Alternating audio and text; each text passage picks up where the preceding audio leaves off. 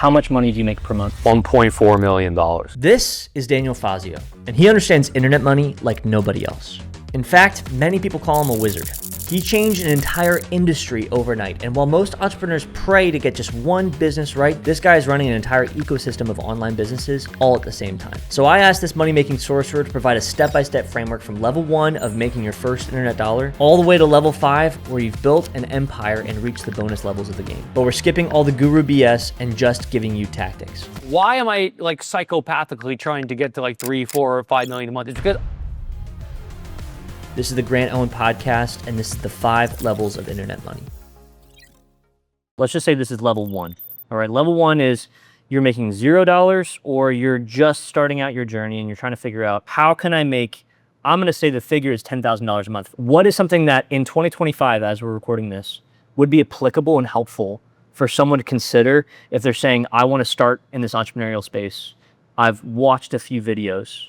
I don't really know what to commit to, but I know that if I don't do this, I'll regret it. what is the thing that stops people from actually going forward with this? It's they have debilitating anxiety around the product or service that they are selling.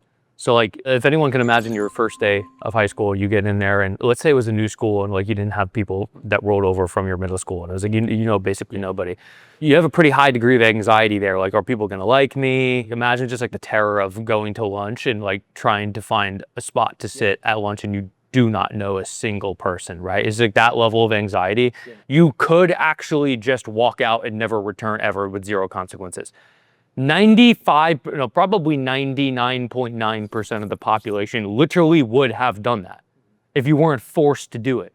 And now if you translate this into a business environment where nobody is forcing you to do this, you can just have a normal job, that is exactly what happens. 99.9% of people just walk out because they're so debilitatingly terrified of actually either developing a product or servicing a service. So what should you do? And the answer is pretty much every single person for their first business in any capacity whatsoever. If you don't have hundreds of thousands of dollars to invest, you should be selling and operating a service-based business. Why? Because the product is time.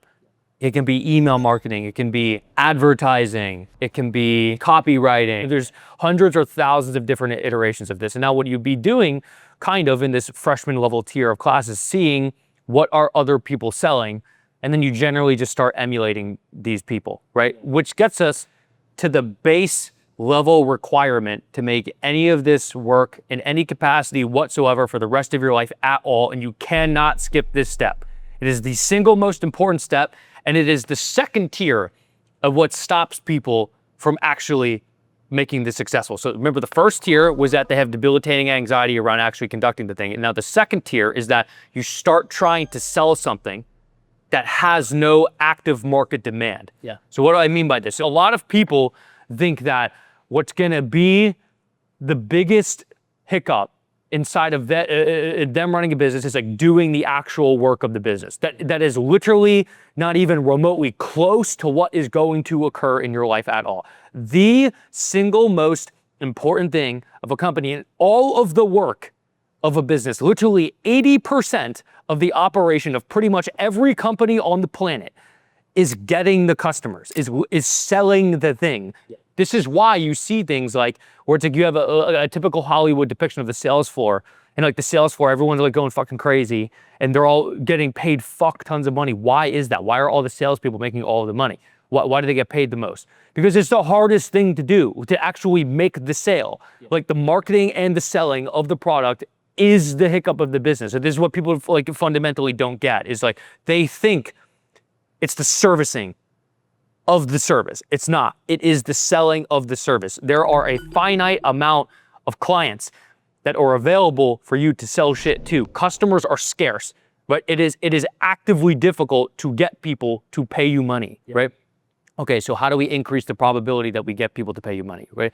And the answer, the first level base fundamental requirement is that you need to sell something that they are already actively buying, right? Okay, so another misconception people have around this is that they are under the premise and presupposition that in order for me to make a lot of money, I need to make something new or profound or invent something That is literally not what you need to do at all.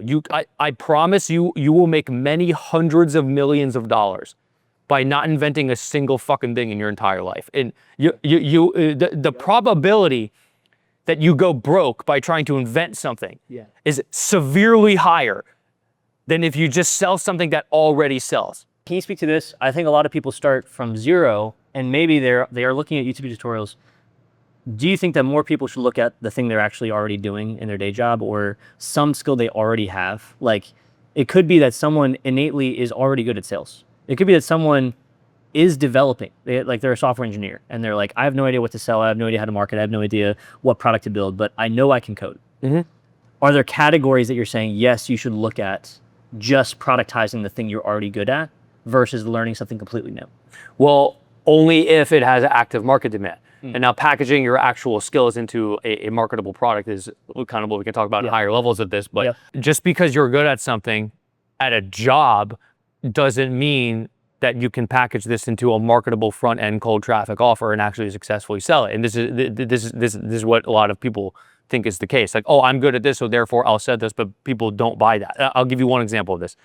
I had a client one time, and guy was really good at like data analytics and data analysis and all this sorts of stuff. And what he wanted to do was start like a data analytics business. It was more so like marketing analytics and whatnot. And I was like, okay, yeah, I understand that what you do is valuable and it actively does deliver good insights that literally do make a client more money.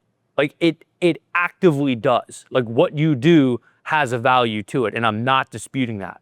However, what you're failing to realize is there exist very little, if not zero, companies who sell data analytics as a front-end cold traffic offer. Now, I've said this twice now, and people are gonna be like, what is a front-end cold traffic offer? Yeah. Okay, there's a distinguishment between warm traffic offers and front-end cold traffic offers. So let me talk about warm traffic and cold traffic first.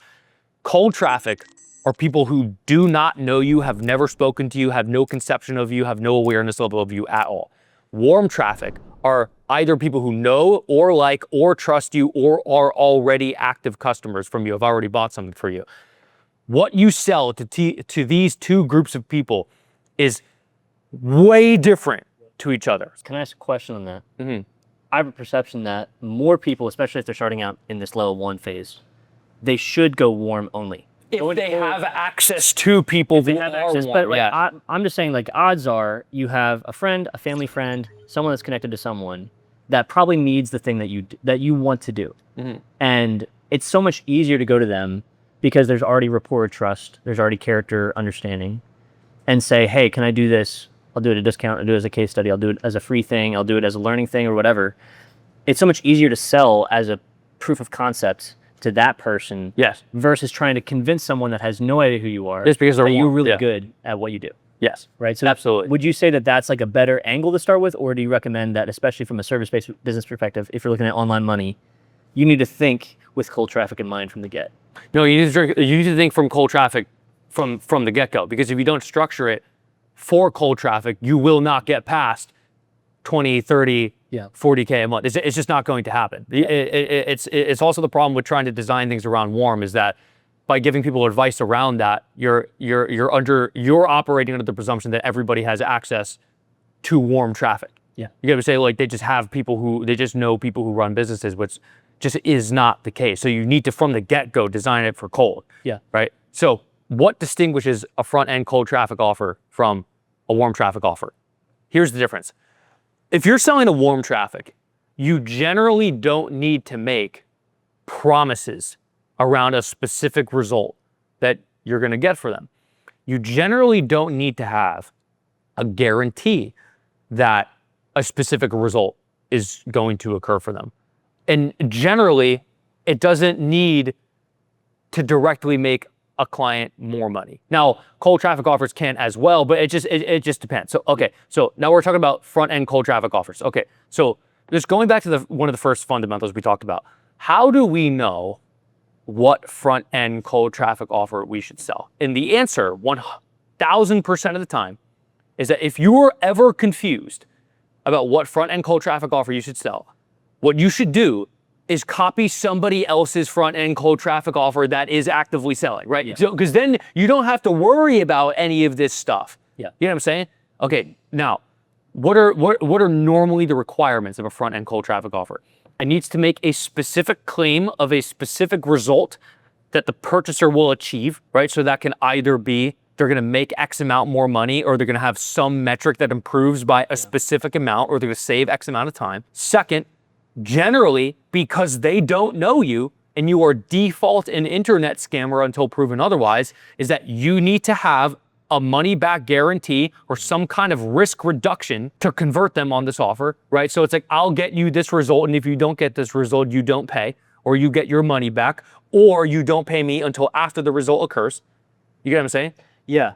Help me figure out that process of, if I feel stuck already, if I feel anxious already, if I'm entering the school cafeteria and I'm like, I don't know what table to sit at.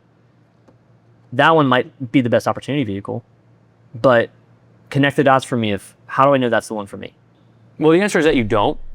And what the actual real answer is in the beginning, you do a whole ton of stuff for a whole ton of different people, and then you figure out what exactly you want. So like, I've worked with, I don't know, when I first started, I worked with a nightclub, I worked with an accounting business, I worked with a med spa, I worked with fitness coaches, I worked with marketing agencies, and I did all sorts of different stuff for these people. I did Instagram management for some people, where I just literally just posted stuff, and then, which isn't a cold traffic offer, by the way. I sold it to warm traffic. So I did Facebook ads for them. I did some email marketing. I did some cold email lead gen. I did some LinkedIn lead gen. I did lead gen ads for other people. So it's like, I've done so many different things, so many different people. Yeah. And then you kind of just stumble, like you do a bunch of stuff, and then you're like, I like this one. Yeah. I like this one. Now, if you're somebody who like really just does not care what you do, what you should do is just go find the people that are selling front-end cold traffic offers and just like copy them one by one if you intend on selling it to cold traffic. And then like, you might hate it. You might like one. That directly addresses the person that's like, I don't know what to do. Find someone, do something for them. They only have 3 to 5 hours. It's okay if you waste 3 to 5 hours a day and figure out, I don't like doing that. It's going to be an anxiety. It's like, well, I don't know what to do. I don't know how to do it. Okay, so how do you cure this? And the answer is acquiring information, right? Yeah. What makes people anxious around this? The answer is uncertainty. It's always uncertainty, where it's like, oh, I don't know about this and this and this. Okay, that literally just is the concept of uncertainty, like swirling around in your head. Okay, how do we resolve uncertainty? Like, you just learn new shit, right? Now, you're gonna hit a point where you know it's sufficient amount of information to even start at all. There is zero situation ever in your life where you are going to feel like you know enough to sell it to a client. Yeah.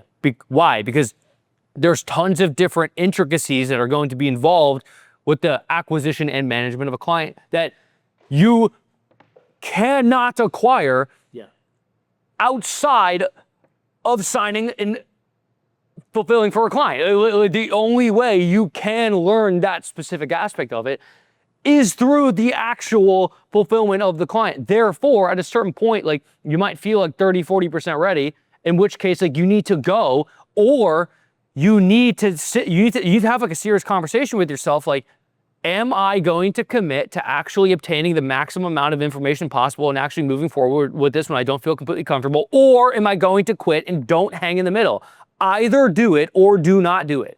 You know what I'm saying? You can dip your toes in a little bit, but don't sit here for like years where it's like, am I going to do it or am I going to not? Either proceed and do, or like go all in whatever career you have. Like, don't fuck around in the middle. Like, you need to pick a direction and move that direction. My question to you is it viable for that step one of taking action and doing something?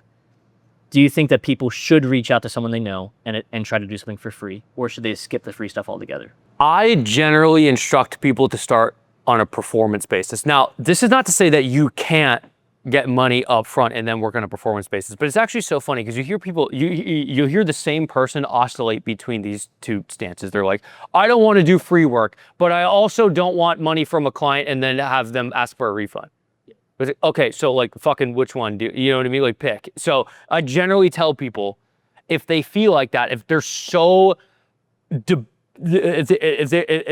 they are completely incapable of getting past this in their own head, just do a performance basis. So you do free work, but you are paid after the result of the work occurs. You know what I'm saying? Yeah. But generally, like if you aren't stuck on that, then you can get money up front if you've designed the offer like a cold traffic offer and you have a quantifiable promise with a guarantee on it, because then they'll get the money back if you don't get the result. But again, looping back to this, like the probability you don't get the result is it really is profoundly low. And if you don't get the result the first time, the odds of you not getting a result consistently is unlikely, even more so. Yeah, well, even then, like in order for you to be able to get the result, you need to actually attempt at getting the result at all, right? So it's like, like you need to go at some point. If I could summarize that, walk in the room, find a table, sit down. Yes. Let's move to level 2. At level 2, someone has proof of concept. They made money, they might have recurring revenue. They're at that 10K to 25K range where they feel like they can probably quit their job if they wanted to, or they have quit their job, but they feel the risk of, I don't know how to acquire more clients. I don't know how to do more in this service-based space. So in that world, what's the separator between relegating back to that 0 to 10 and escalating next to that 25 to 100K plus mark? 80% of the operation of a company is the actual acquisition of customers, right? So what does that mean? It means that if you're trying to acquire more customers and double or triple what you have right now, it means that you need to start doing that 80% of what a business involves, right? So like, what are all the mechanisms by which we can get a client? Like how does client acquisition even work systematically? All right, so there are 3 ways and 3 ways only to acquire clients, right? And we're excluding referrals here because we're talking about cold traffic, right? Okay, you have content, so people can stumble upon you organically, right, on any platform. You have outreach, so you do cold outreach to people who do not know you. Yep. Or ads. You buy ads from one of these social platforms, or you can buy ads anywhere, but generally it's from a social platform. It's those 3, that's it. And every single client acquisition method that anybody's ever going to teach you in a YouTube video, in a course, anything, or this new client acquisition, all of it falls within those 3. It is one of these 3, right?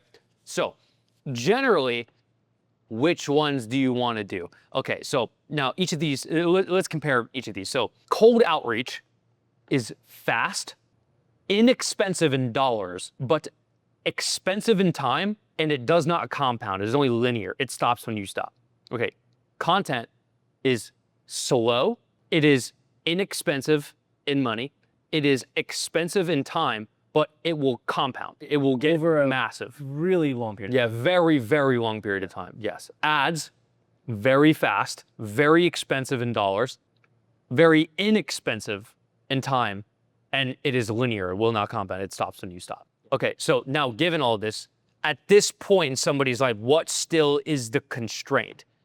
It's you probably still don't have a ton of money and you don't want to wait a long time. Therefore, generally, what you do is cold outreach. Yep. Okay, so what are the best ways to do cold outreach? Because this is where you're going to start. Can I say something on this too? I think people have a negative perspective on cold outreach. Yes, they do. They don't want to do it because they don't want to be seen and they don't want to be rejected that fast, that often.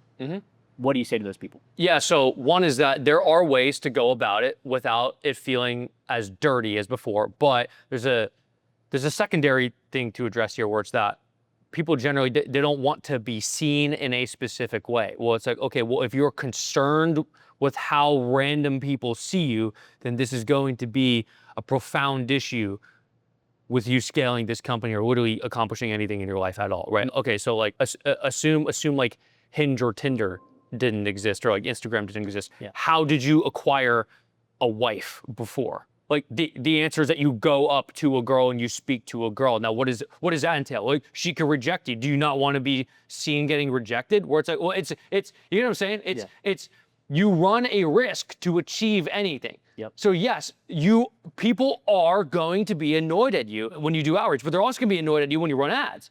And some people are going to hate the content you post as well. So it's like the answer is like stop being a fucking pussy. Okay, so now that we've overcome this, yes, Okay, so what is the way to not make it be as dirty as people are conceiving it to be? And the answer is to do value-based outreach. So one method you can do is one called Dream 100. And that term, the premise of this strategy is that you are making a free deliverable for somebody, or you're doing free work for somebody up front before they have even asked for it, right? So I'll give you, for instance, Ravi. He's building funnels for people, and he's advertising funnels for people and making like a bunch of email sequences and whatnot. What is a free deliverable that he could create for somebody?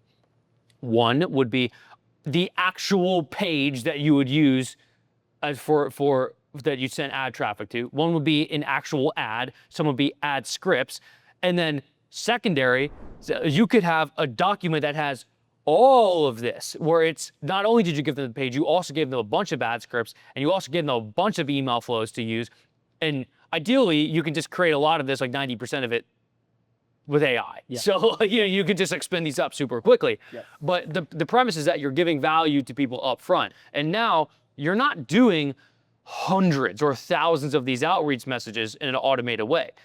You're going one by one with each person and manually following up with these people and like personally keeping a tab of them and like personally selecting who it is you want to work with. I think people get lost in numbers sometimes, where it's like if you tell them like, okay, you need to go outreach to 500 people. They're like, you know what I'm saying? Like, now what happens when you tell someone to do this is that, compare this to what they do when you tell them to pick one person you want to work with. One. What do? They find someone that they would want to work with. You get what I'm saying? When you extrapolate this 500x, it's like that whole concept disappears from their head. This is why cold outreach gets difficult at scale, is because in order for cold outreach to work, this concept of individualization needs to be retained. This is the only way that it works, right? Now, there's other strategies where you can do extremely high volume outreach, where you send like hundreds of thousands of cold emails per month. I have a software that lets you do that, literally. But in terms of like, dude, you're just starting out, like, you don't need to sign 50 clients. Like, you need to just get like your next client this month. Yep. And you can do that with a very, very low amount of high intentional outreach, and you're not gonna look like a dickhead like you so fear. I generally tell people to do cold outreach until they're at around like 15 to 25K a month in profit. And then I tell them to start playing with ads. But normally during this time as well, I also am telling them to make a bit of content online. Now, what I'm not saying is that like, oh, content is going to be the way that you acquire clients now. It's that all of these play into each other, right? So like if you're conducting outreach, generally what happens when somebody actually enters a consideration phase of even like giving you the time of day at all, what do? If you did the outreach on a social media platform, they click your social media platform. So generally, it's a pretty good idea to have a YouTube profile of yourself where you just have like a 25-minute screen share video with zero editing at all that actually just like explains what you do. Or you might have a couple of them where you start working with clients and you start explaining like case studies. Or just like explaining strategies and like posting this stuff on Twitter, LinkedIn, Instagram, YouTube, and it's just there, not as the mechanism for you to sign clients, but to increase the conversion rates from people being acquired via other channels. Let's get very tactical. Say that someone is trying to do this on a day-by-day basis. How much time should they dedicate to that content process? Because again, like that opens up a whole can of worms of fear, of I don't want to put it out, I'm scared of getting no views, I don't want to be seen in a certain way, I'm scared enough to go get clients and scared to be seen by public. But let's say that, let's just dismiss all of that and say that's a certainty. And let's dismiss all of these same fears that you have with cold outreach. I'm scared of DMing, I'm scared of getting rejected and all this other stuff. Can you give me a tactical recommendation of how much time should be dedicated to documenting per week and how much time should be dedicated to outreach per week? Content and documenting probably like 4 hours a week. Outreach is probably, like if you want to actually make it work, outreach at least 10, at least. So 2 hours a day. I want to just make it tactical because I think this can seem scary. Like you're saying, 500 people can seem overwhelming. One person doesn't. But if we say 10 people per day, for 5 days. Yeah, I mean, dude, you could do like 3 a day.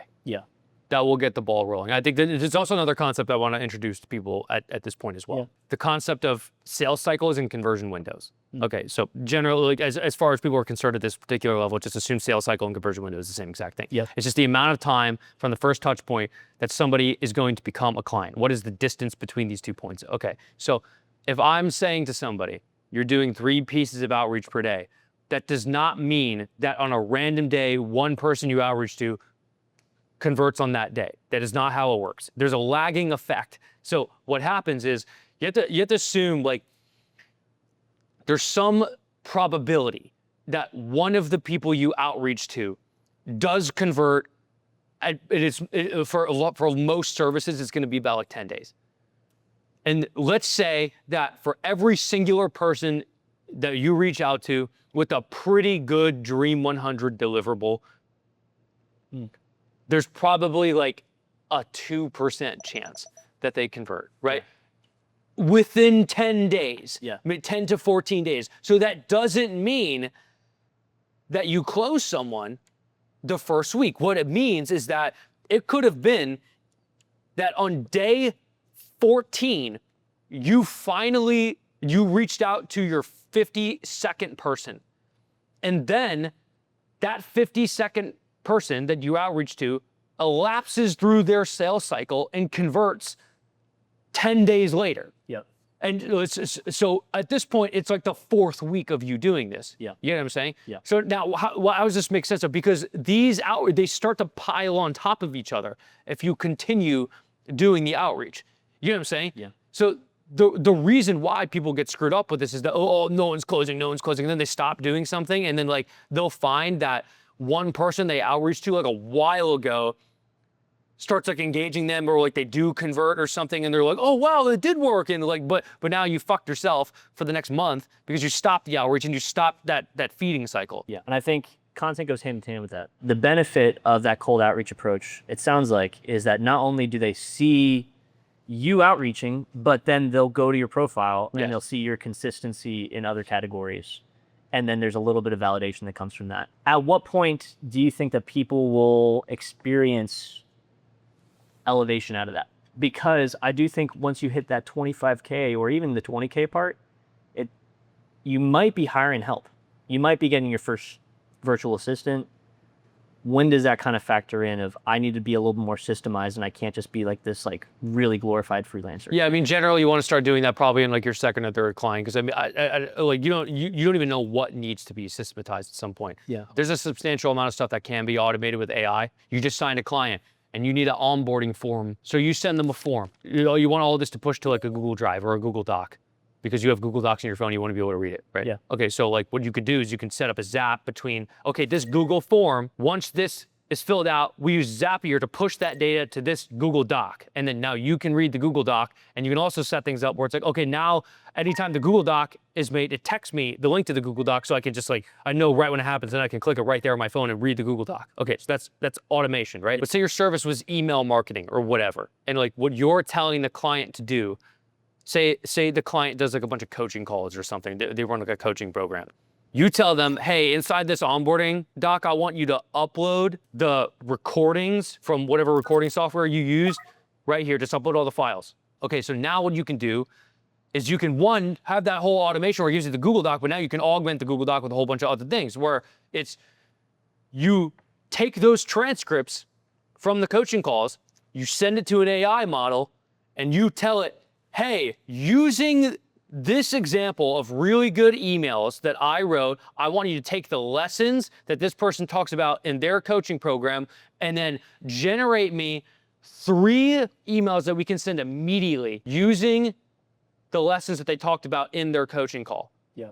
Okay, so then it generates that data, and then you also send that data to the Google Doc that you open. So boom, like literally within 2 minutes, you have emails written for them, right? Yeah. Okay, so that's the augmentation of AI in this. And what are your thoughts on this, where you just said, literally go copy someone else's?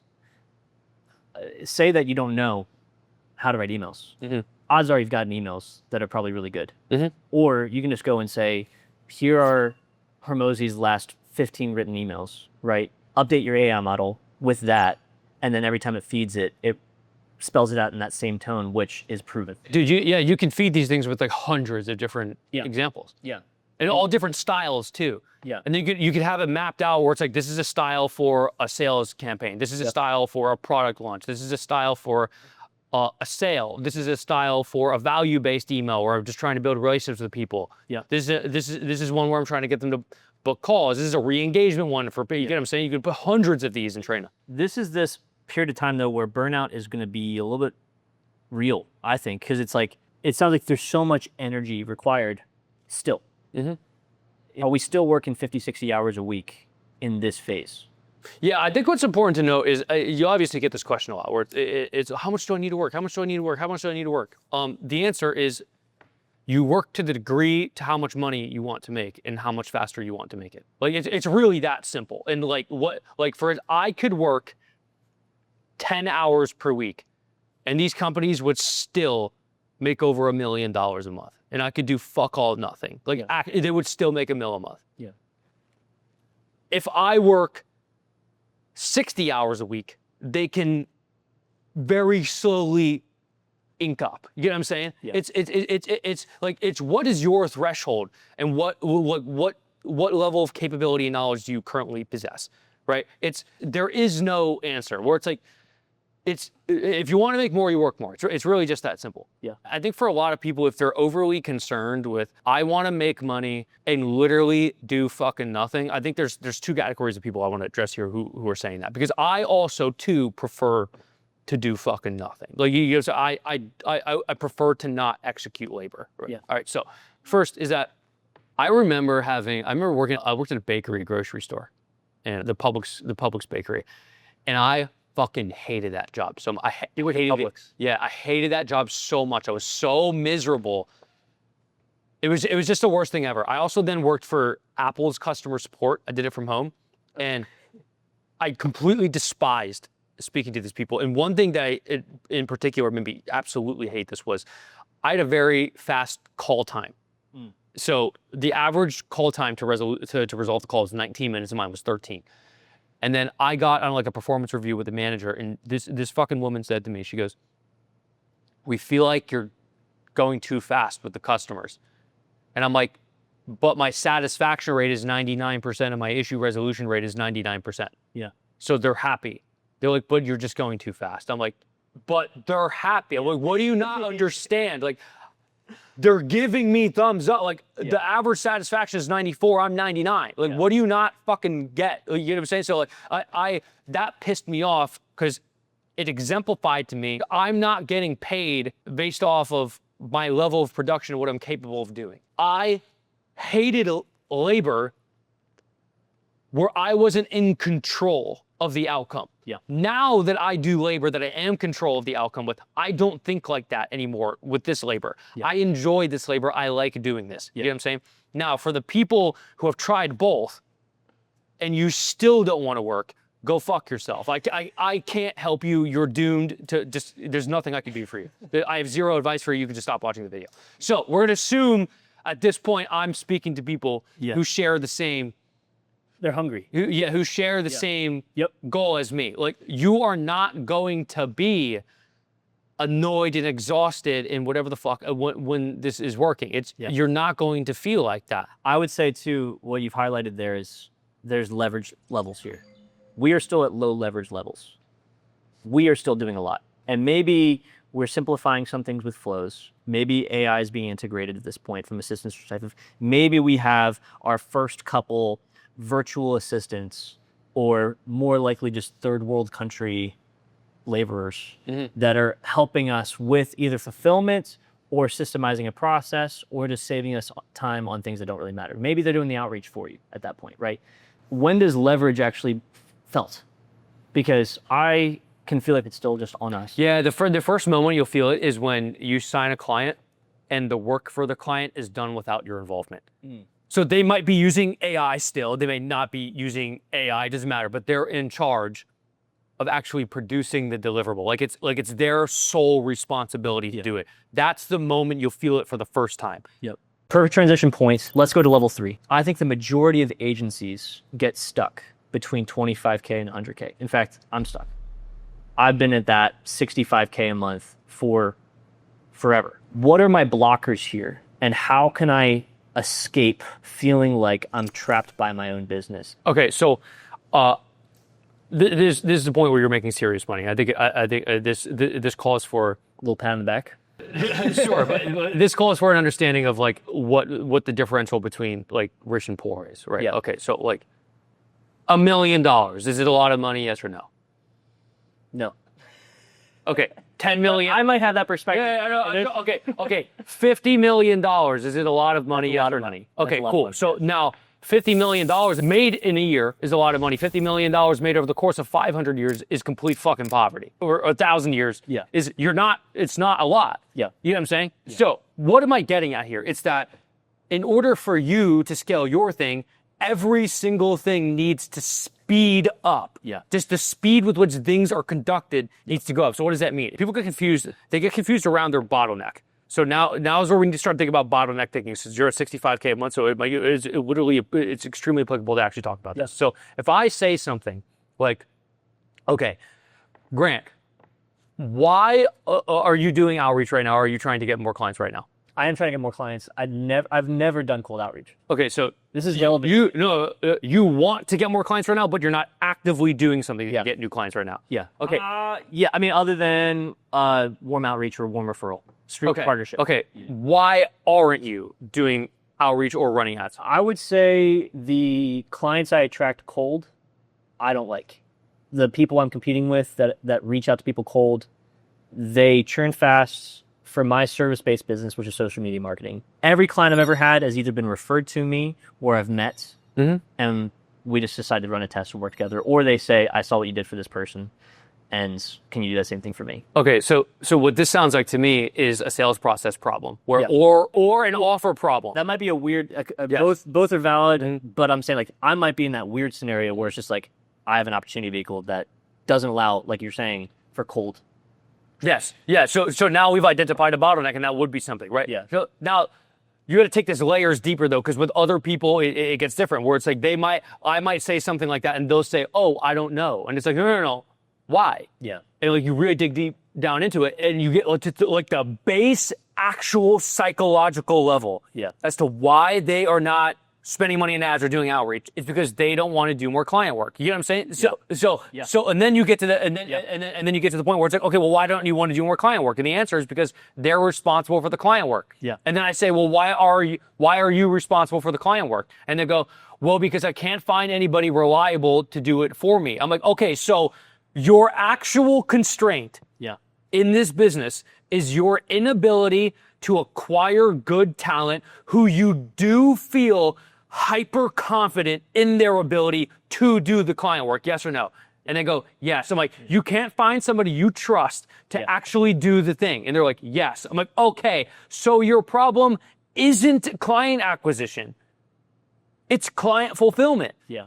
So where are the skills that you lack here? And the answer is that your ability to acquire and attract and find good talent to do the thing that you're trying to sell to clients. Yes. You know what I'm saying? Yeah. So now what happens in these situations is when you identify something like this and then you help them, you teach them how to find good talent, how much to pay them, how to actually even go about the process of like locating this person, how to do the actual interview process, how to onboard this person, and how to manage this person to actually make sure that they get good results and are on their shit. Yeah. When they have this person, now that fear of I have to do all of the work no longer exists. Yep. And this is normally where people just unlock complete hyperscale. Because now they're so comfortable. Because at this point, we're talking, you're 65K a month. I don't know how much you pull in personally in profit. Yeah. But it's like, at this point, normally it's like they're making 20, 30, 40, 50 grand a month in profit.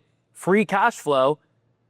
Now they're like completely cool with spending $5 grand a month on ads or 10 grand a month on ads. And then what happens is, oh, I just got a client. I paid $3,000 to acquire a client who pays me $5,000 per month. So not only did I just make all my money back, I'm going to make even more the next month, more the next month, more the next month, more the next month. And I don't do the work for the client. Yep. Can I ask you a question on that though? So, because like you've identified it, and it sounds like ops is the issue, systems are the issue. This is the part where if you are unable to detach yourself from the fulfillment, it's painfully obvious. And you don't feel confidence in sales because you're too closely attached to fulfillment. What are the first steps someone should take to detach themselves from fulfillment beyond just go hire somebody? Like I'm talking to a bunch of agencies when they're like, I want to find that operator that can do all my work for me for $10,000 a month. I'm like, that's probably like, maybe they exist, but like, are you able to take them on right now? Are you able to actually delegate that level of work right now? Like, is that actually feasible?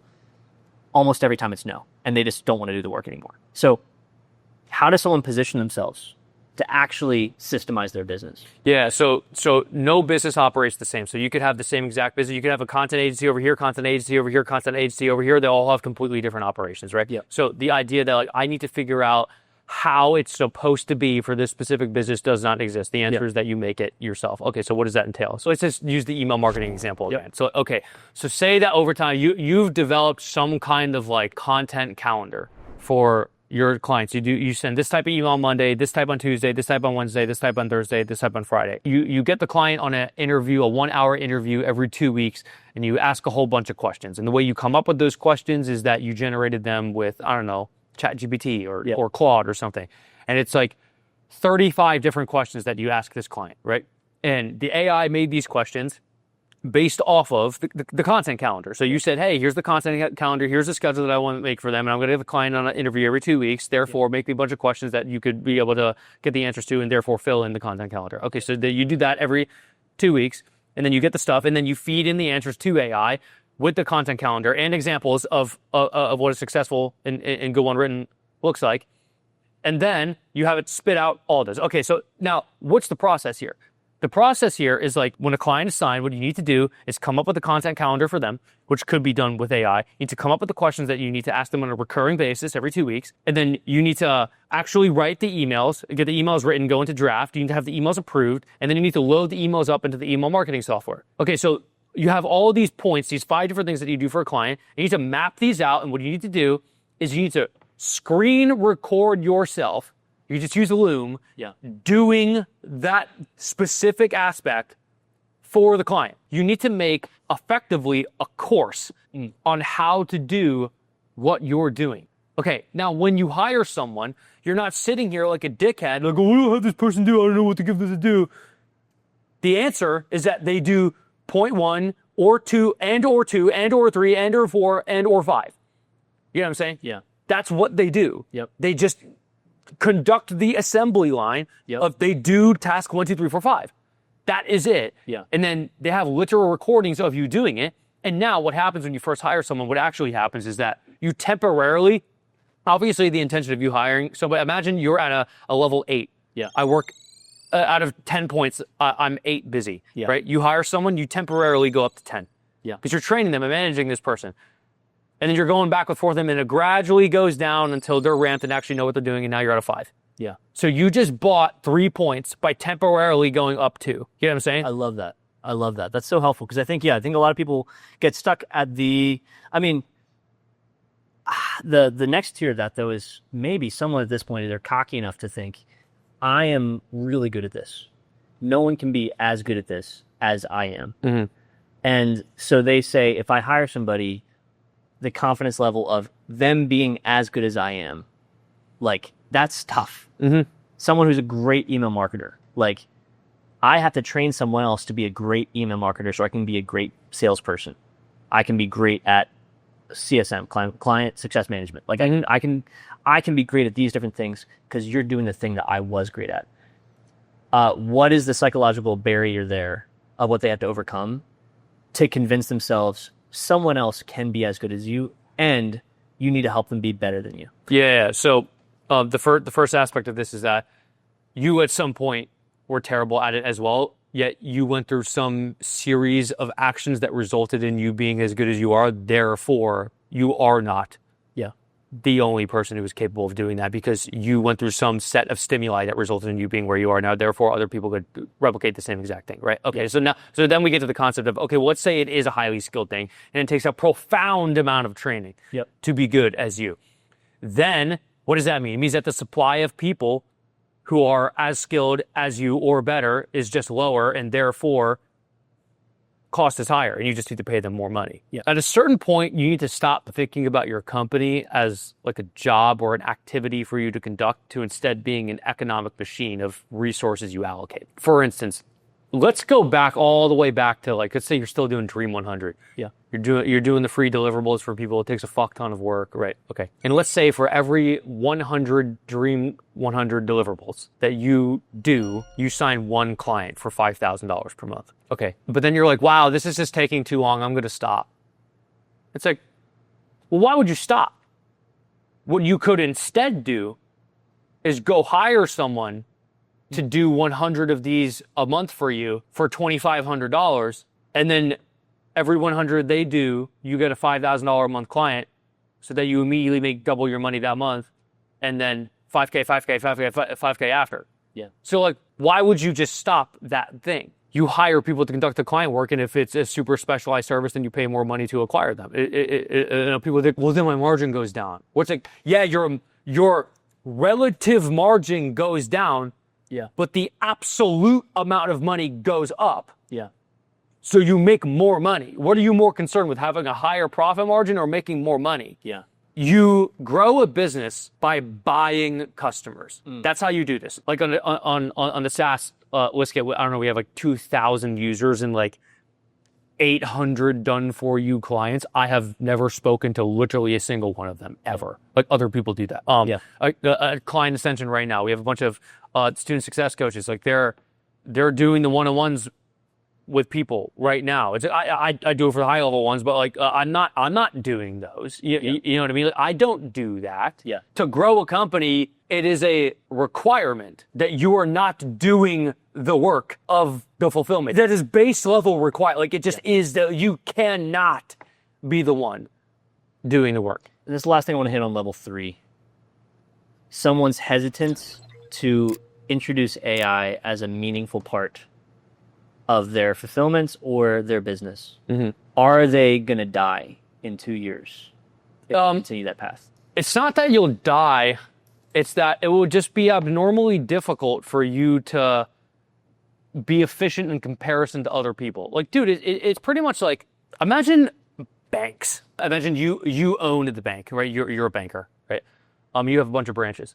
Like, and someone goes and makes a withdrawal at one branch, and then, like, in order to notify the other branch, like in 1800s, you would need to, like, send a fucking horse to go, like, show that, update the ledger, this person took money out. You get what I'm saying? Yeah. But then, like, phones became a thing. Yep. And then you could, like, phone the bank and just call them real quick and now tell them to update their paper ledger, right? Yep. Okay. And then the internet became a thing, and paper ledgers do not exist. It's all in an immediately accessible and updating database, right? Yeah. Okay. That's what this will be. It will be like you trying to send a horse to update the ledger of another bank branch, as opposed to just using the internet and just use Microsoft Excel. Like, it literally doesn't make sense to continue doing that. How much time do you think the person should dedicate into making their business AI optimized, or just optimized. AI assisted? Or, AI assisted? How, like, Yeah. because I have a perception here where I think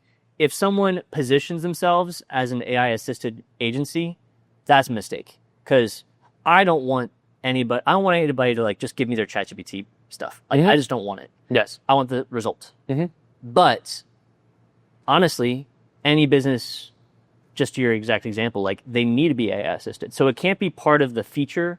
That has to be part of the service. Yes, it's not. Yeah, if you become an AI assisted company, if it does not immediately result in a direct benefit for the person, then do not advertise that you're using AI. Again, like, if you're using AI to write the emails, and the emails are good and the emails are better than human, Yeah. you're not going to sit here and, like, tell the client, like, yeah, this is all written by AI, because then they're like, well, then I can do it myself with AI. Yes. You know what I'm saying? Yeah. So you should have at least 5 to 10 hours per week that you spend on, like, it's like a learning allocation. Right now, 80% of that 5 to 10 hours should be about learning how to use AI in your company. Yeah. And if it's not, Then you will be the bank that is using horses. and those banks, I don't think are in business anymore. Yeah. Let's transition to level 4. This is kind of unheard of territory. People are making $100K to $250K a month, and they're realizing there's a difference between their small business and kind of casting vision for empire. I even know a lot of the agencies, they might be doing 100K plus a month, but there's still a perception of I'm working with that person versus companies that are doing 500K plus. I'm working with an entire business. What are the problems that someone in that 100K to 250K experience, and how would you solve those?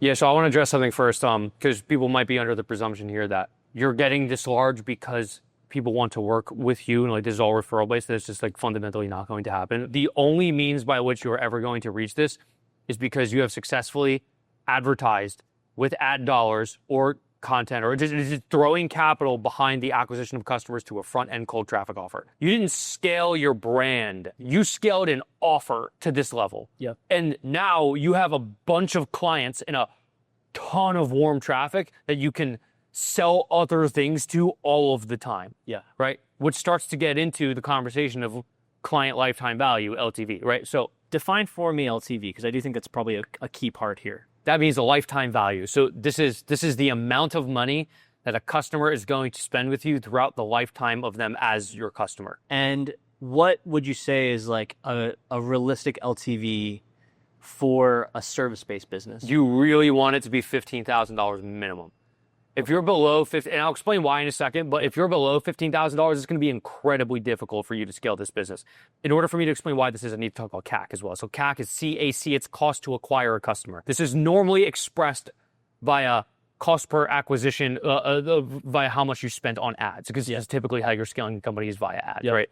Now, I think what's important to note that people understand here is that someone might be saying, oh, I do cold outreach or I do content, so I don't have a CAC at $0. Wrong. Yeah. Because if you had to replicate yourself on the content or replicate yourself in the doing the cold outreach, you would need to pay money for labor, so therefore that would be the ad spend. Yeah. So you still have a CAC, you always have a CAC. Yep. However, for simplicity's sake, we're just going to assume that CAC is ad spend. Okay, so I've talked to a lot of people around this number I'm going to give you, and it pretty much holds true in about 95% of cases. If you're trying to acquire a customer for a digitally rendered service-based offer, like an agency, your CAC is going to be $3,000 plus or minus $1,500. In 95% of cases, that just is what the CAC is going to be.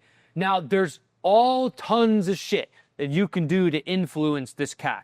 You can do certain ad strategies, certain email marketing strategies, super special, crazy funnels that you do. And don't get me wrong, you could have a CAC that's not $1,500, but $800. Like, it'll happen if you're really, really good. Yep. You know what I'm saying? But normally, it's gonna just be $3,000 plus or minus $1,500. And ideally, I mean, this is not for everybody, because I think in my world, I think content, there's warm, there's an element of trust, or there's an element of if someone's introduced to my content, they know my face, or they know who I am, or they can click on my profile and see that there's validation of whatever I'm trying to sell.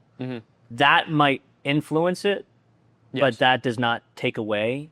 It sounds like you're saying, like, it doesn't take away the fact that that is the math. Yes, it's just at scale. Yeah. 95% of the time, your CAC is going to be $3,000 plus or minus $1,500. It's dependent on the offer too. It depends on the market, but it's just normally in there. Okay, so now we've got to go back again to another concept called LTGP.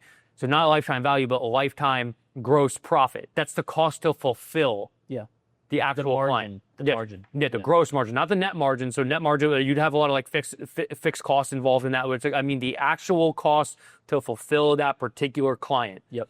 You take those costs to directly fulfill a client, you remove those, and then now you're at the gross profit for the client. Okay. Yep. Normally, in an agency, you really want to be hanging around like 60 to 75%, maybe 80% at scale. Normally, you could do some crazy shit where it's like, you could be at like 90%. For some offers, it's just don't expect that. You ideally want it to be like between 60 to 75%. Yeah. So what does that mean? It means that if you were to sign a client for $5,000 per month and your gross margin is 75%, that means you're profiting $4,000. If the CAC is $3,000, that means you're making the cash flow on that first month of acquisition is plus 1,000. Okay, so I want to pull a calculator out here for a second, because I want to do some actual math. If your LTV is $15,000 and your gross margin is 75%, that means that your LTGP is 11,250. Okay, so if your CAC is $3,000, that's a 3.75x.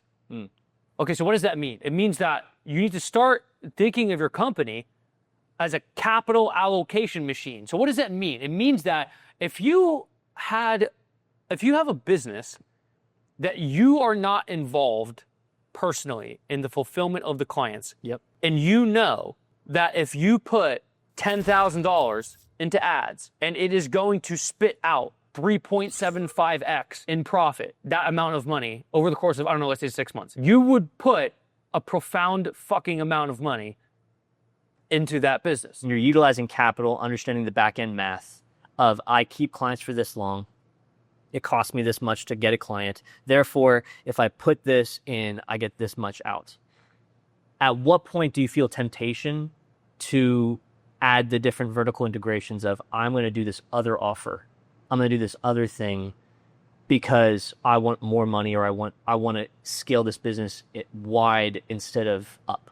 As soon as you can. And the reasoning why is this is because I'm saying $15,000 LTV as if that's just like that is just easy to occur, but the answer is that it's not. So like, let's say if you had a $3,000 a month service, the average client stay for 6 months, that's $15,000 LTV. The problem with a lot of people is that they can't have a client stay for 6 straight months, and like a lot of clients will churn at 3 or 4. Yeah. But then you get some clients that stay for 7, 8, 9, 10, 11, 12. Yeah. But then you can also do this thing where it's like, you gotta understand that like normally what happens is about 1/5 of people will pay 5 times more, right? So what does that mean? It means that if what you sell is $1,000 and just one person out of 10 instead pays 5,000, you, instead of making $10,000, make $15,000. That's 50% more money. Yeah. And because LTV is derived by the average of all of the clients, it is very important to have these upsells and cross-sells to increase LTV. Right? And now I don't want people to make it seem like, oh, 15,000 LTV is like good. That's the most you should go. It's like, no. You ideally want it as high as you can possibly get it. Because I think what's important to understand is that when you acquire a customer, you've acquired the customer. They're your customer now. They are part of your warm traffic pool. They now, for the rest of their life, know and or like and or trust you. Therefore, you will never have to have that cost of acquisition to that person ever again. It therefore makes economic sense to extract the maximum possible amount of revenue as you can conceivably can from that one individual. Spin up the vertical offers so that I can have the other integrations, so that there's a cross sell and there's an upsell. Yeah, I think there's kind of like an important revelation I want everybody watching this to understand is that ratio of LTGP to CAC is the business. There is nothing else. That is the whole thing. Like any conceivable thing that you could think about in the company, the client success rate, that's just a component of how long they stay, what the future word of mouth would be, which would influence the CAC, and how long they stay influences the LTGP.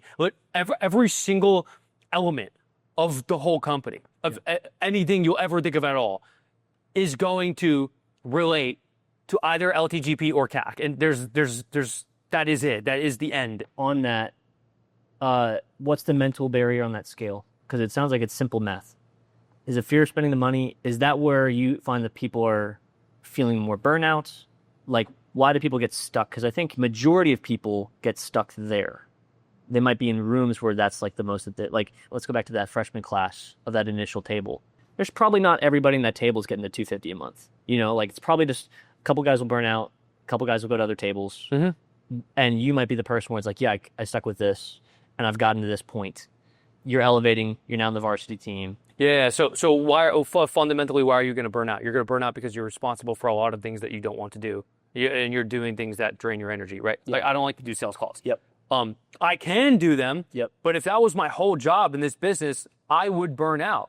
I've aligned this business and allocated partners and different stakeholders and people I pay to do all of the shit I don't want to do. I would have burned out years ago if I was doing shit I didn't want to do. And that fundamentally is the case of every single person who's like, I can't get past this. I can't get past this. I can't get past this. I can't get past this. The reason you can't get past it is because you are doing stuff that you don't want to do. And that is the separation between level 4 and level 5, where at level 4, you need to be hiring those people. You need to be partnering with those people. You need to be, I guess at that point, you need to fully identify these are the things that I enjoy doing that can scale the business. Or I don't enjoy doing the things that's going to scale the business. I'm going to take a back seat and do the thing I enjoy doing and have someone else scale the business for me. Is that kind of what the identification process is? I don't kind of like what we're describing level 5 as. I don't think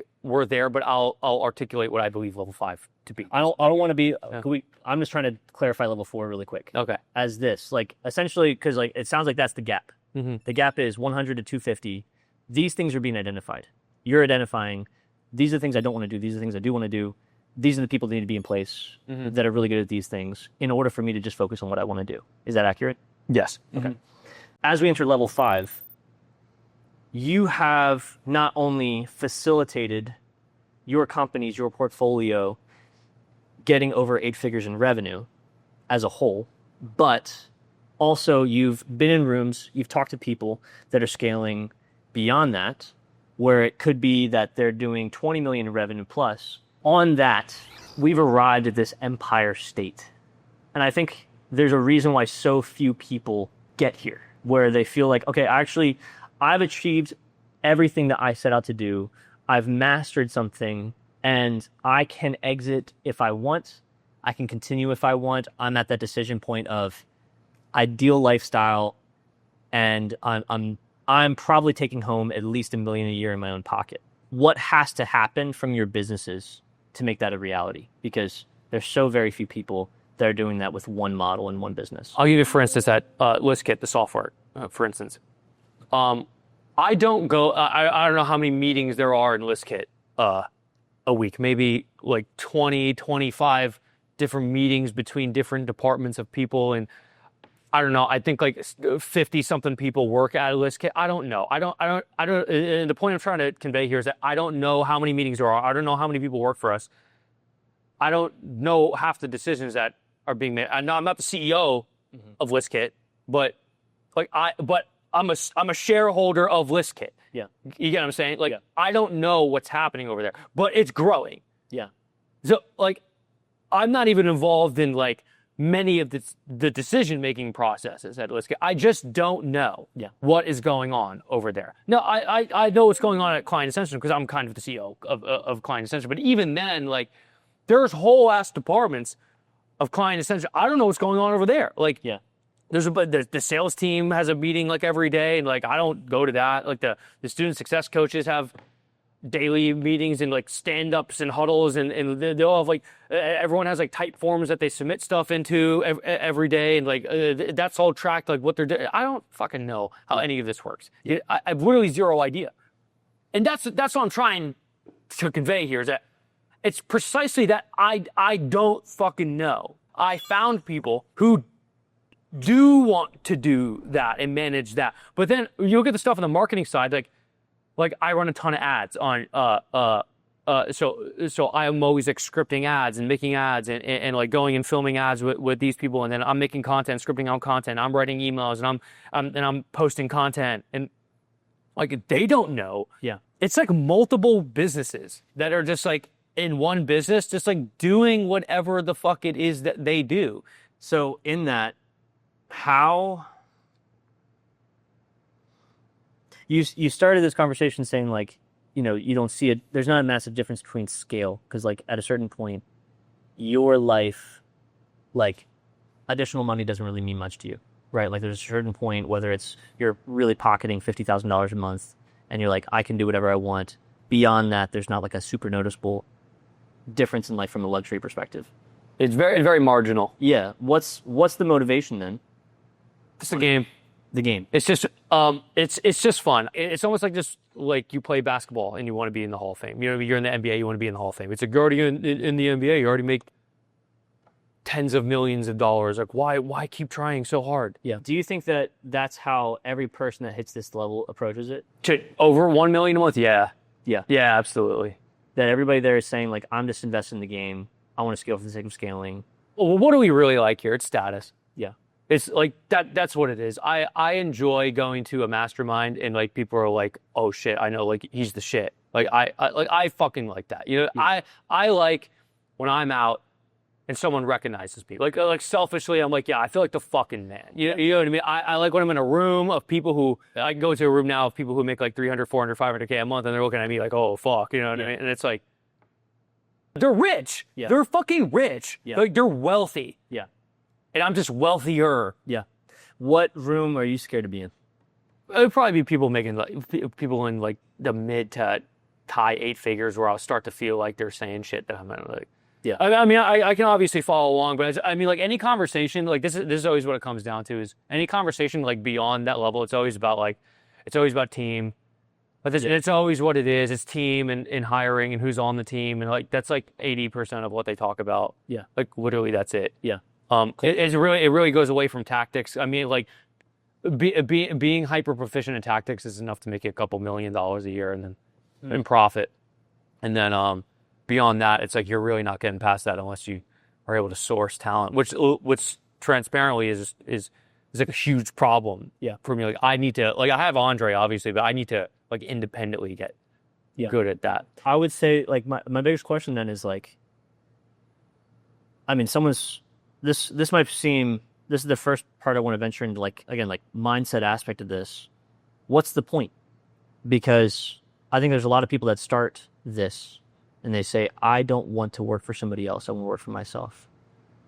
And now we've reached a level of scale. You build a tolerance to the money that's deposited into your bank account. So I remember being, like when I was like 21, making like fucking 10 grand a month of profit or something, or 22, whatever. Like, dude, I could like do whatever the fuck I wanted. Like I used to like not touch the gas too hard because the RPMs would be higher and burn more gas. You know what I mean? Like I would not buy a particular brand of water bottle because this one's cheaper and why would I pay $3 extra? You know what I mean? That shit just evaporates. It just even like I don't look at price tags of it. It literally isn't like, it's not even worth fucking conceiving of the price. I don't fucking care. It doesn't matter. It's so inconsequential. And when you first feel that, it's like, holy shit, I can do whatever I want. I remember when I first started making money, I was dating this one girl and I took her to Miami and then also like New Orleans. And one night it was so fucking fun. Mm-hmm. It's like I'd never like just traveled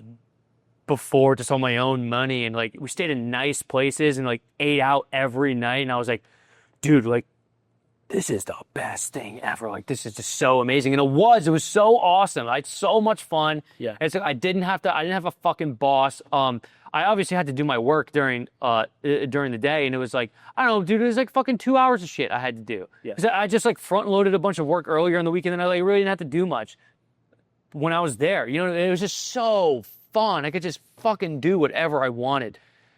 And you get this high when you're there. It's like, fuck, I'm the shit. Like I'm the shit. You know what I mean? And then you hit like 20K a month profit, 30K a month profit. And then like I went and bought a new car when I did that because I made the amount that the car costed in a single month. So I just bought the car, you know what I mean? I was like, wow, that's insane. Like I just made a month what some people make it a year, you know what I mean? Like, and then like you going out with your friends and like you fucking like, you just buy whatever you want. Like you buy fucking clothes, like anything you think that you want at any given moment on Amazon, just buy it. It doesn't matter. Yeah. Literally nothing matters.